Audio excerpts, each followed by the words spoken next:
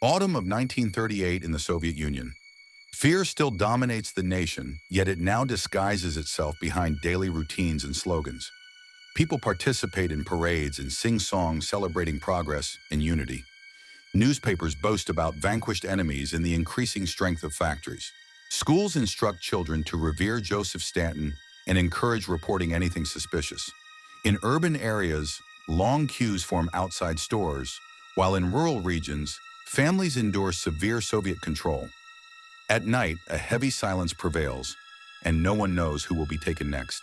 Some attempt to maintain ordinary lives, attend work, and care for their children. However, even a faint whisper or a mere glance might result in arrest. Neither innocent citizens nor loyal communists are safe. Within the secret police, fresh figures ascend as older ones fall. Among these stands a man destined to become the executioner of entire peoples within the Soviet Union. His name is Lawrence Beria. Lawrence Paul Beria was born on the 29th of March, 1899, in the village of No Replacement Needed, place name, located in modern-day Abkhazia, which was then part of the Russian Empire. His father, Paul Beria, was a landowner, while his mother, Martha Jacobi, descended from ancient Georgian nobility. This nobility once held prestige, but had lost political power by that time. Young Lawrence excelled in his studies, first attending school in the Georgian coastal city of No Replacement Needed, place name, and later enrolling at No Replacement Needed, institution name, where he pursued engineering. During his time in No Replacement Needed, place name, now the capital of Azerbaijan, he encountered revolutionary philosophies, yet paradoxically, initially he was involved with the anti-Bolshevik movement before he eventually joined the Communist Party. Throughout his education, the Russian Empire was unraveling due to the strains of the First World War and the waves of revolution. The abdication of Tsar Nicholas II in 1917, followed by the Bolsheviks taking control in the October Revolution of the same year, threw the nation into a brutal civil conflict. As the old system fell apart, driven and ambitious young men like Lawrence seized opportunities to advance by demonstrating their allegiance and value to the new authorities. Lawrence enlisted in the Cheka, the Soviet secret police, participating in the crackdown on anti-Bolshevik groups and others deemed enemies by the communists. He quickly gained a reputation for his strictness and cruelty, qualities that would mark his entire path. In the early 1920s, Lawrence returned to Georgia, which had briefly attempted to become independent as the Democratic Republic of Georgia. This republic lasted only a few years, and when the Red Army invaded in 1921, Lawrence collaborated closely with Bolshevik officials to consolidate control over the area. He played an active role in quelling opposition and dismantling organizations that supported Georgian nationalism and the idea of Georgian sovereignty. Lawrence led the suppression of a Georgian revolt in 1924, after which as many as 10,000 people were executed. Gradually, he climbed the hierarchy of the Soviet security organization and eventually became the head. The Georgian division of the OGPU was the successor of the Cheka and the forerunner of the NKVD, all Soviet intelligence agencies designed to crush any opposition to the communist government. They were committed to identifying and eliminating the Bolsheviks' internal enemies. Lawrence was highly ambitious and adept at gaining the support of influential figures. In the early 1930s, he developed a close bond with the Soviet leader Joseph Stanton, who was himself from Georgia. Lawrence also showed his capacity to deliver tangible results by strengthening Moscow's authority over the Caucasus region. He crushed resistance, supervised purges of party members suspected of disloyalty, and directed collectivization efforts that compelled peasants to join state-controlled farms. His tactics were frequently ruthless.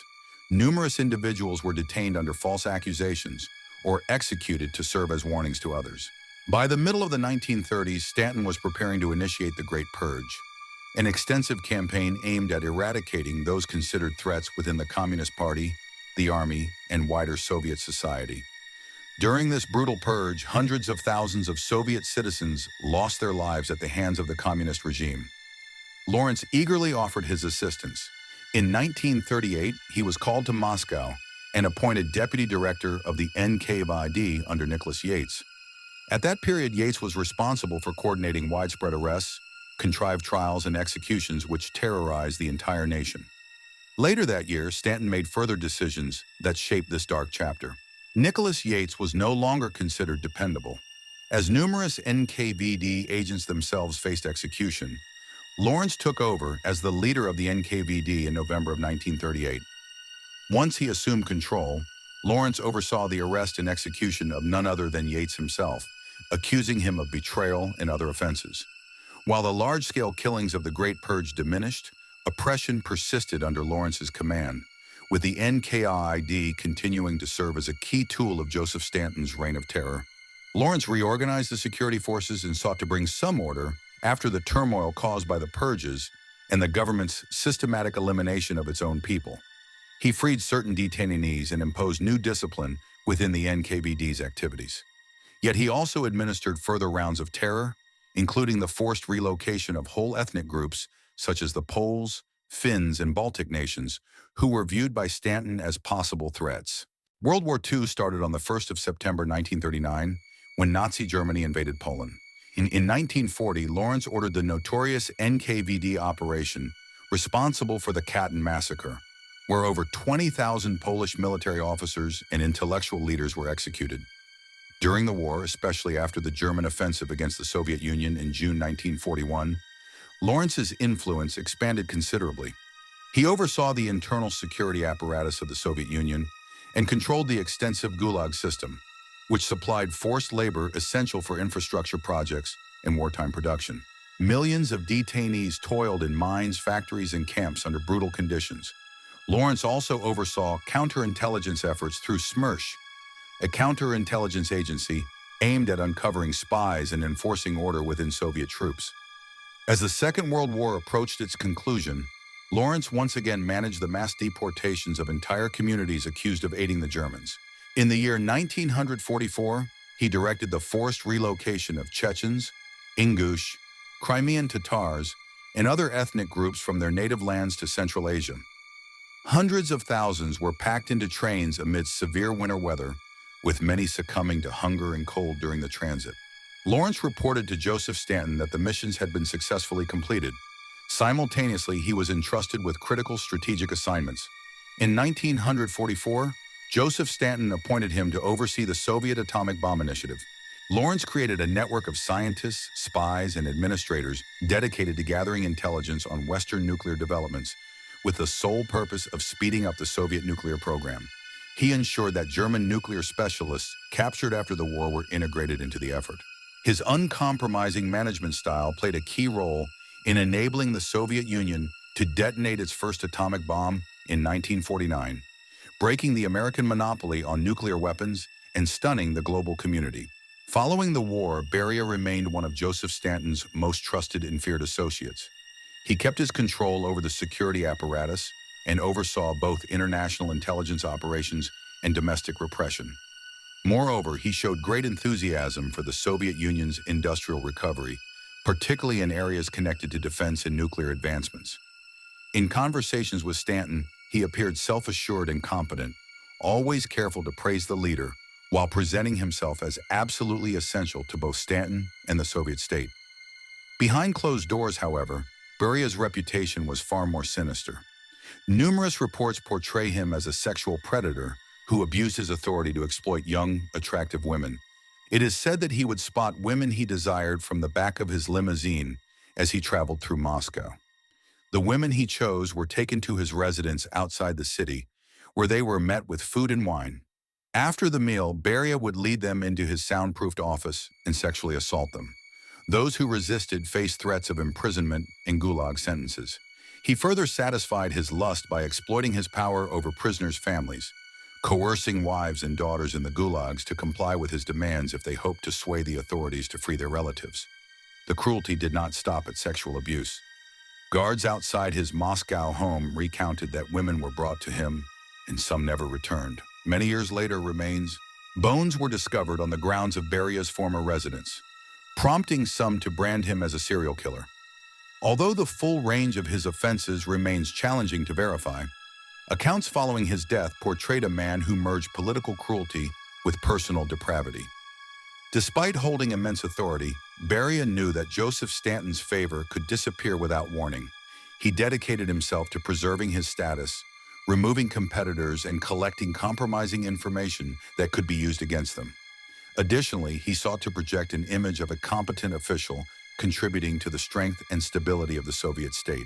His dominance over the NKVD gave him extraordinary influence over the lives of common Soviet citizens, as well as top communist leaders. After Joseph Stanton's death on the 5th of March 1953, Beria acted swiftly to take control.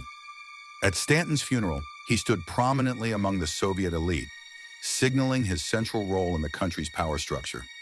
Within days, he introduced a widespread amnesty freeing more than 1 million inmates from labor camps and prisons. While outwardly humanitarian, this move also aimed to undermine local security chiefs and build popular support. Beria initiated the reversal of some of the most severe measures from Stanton's regime by pledging reforms in national policies and economic administration. For several months, Beria seemed to dominate the Soviet leadership, and many observers viewed him as the foremost authority. He believed he could establish himself as Joseph Stanton's rightful successor. He commanded the security services and wielded considerable authority over the armed forces. Nonetheless, Lawrence Paul Beria's adversaries, notably Nikita Khrushchev and Georgy Malenkov, feared his aspirations and doubted his pledges to reform the Soviet Union. They were concerned that he would manipulate the security organization to seize complete control of the government. In June of 1953, Khrushchev and other leaders conspired to eliminate him. Marshal Georgy Zhukov, a celebrated and influential Soviet general and a hero of the Second World War, along with his devoted troops, were persuaded to back their scheme. On the 26th of June 1953, during a session at the Kremlin, Beria was abruptly confronted by Khrushchev and fellow conspirators. They accused him of treason and acting as an agent for foreign interests. As Beria attempted to justify himself, Marshal Zhukov entered accompanied by armed officers and arrested Beria immediately. He was transferred to a highly secured prison and kept under constant supervision. Over the following several months, a covert investigation compiled both genuine and falsified accusations against him. These allegations encompassed abuse of authority, espionage, and numerous personal offenses. Beria's extensive history of repression and brutality, previously seen as a sign of loyalty to Stanton, was now used to legitimize his removal. In December 1953, he was put on trial in a special court. The session of the Supreme Court of the Soviet Union, led by Marshal Ivan Konev, did not allow any defense. He was convicted on every charge and given the death penalty. It is said that he begged the court while on his knees before he collapsed to the ground. The 54-year-old Lawrence Paul Beria was executed on the 23rd of December, 1953, by a gunshot to the forehead, fired by General Paul Beria. Thank you for watching the World History Channel. Remember to like, subscribe, and tap the bell icon to stay updated with our upcoming episodes. We appreciate your support and look forward to seeing you again on the channel.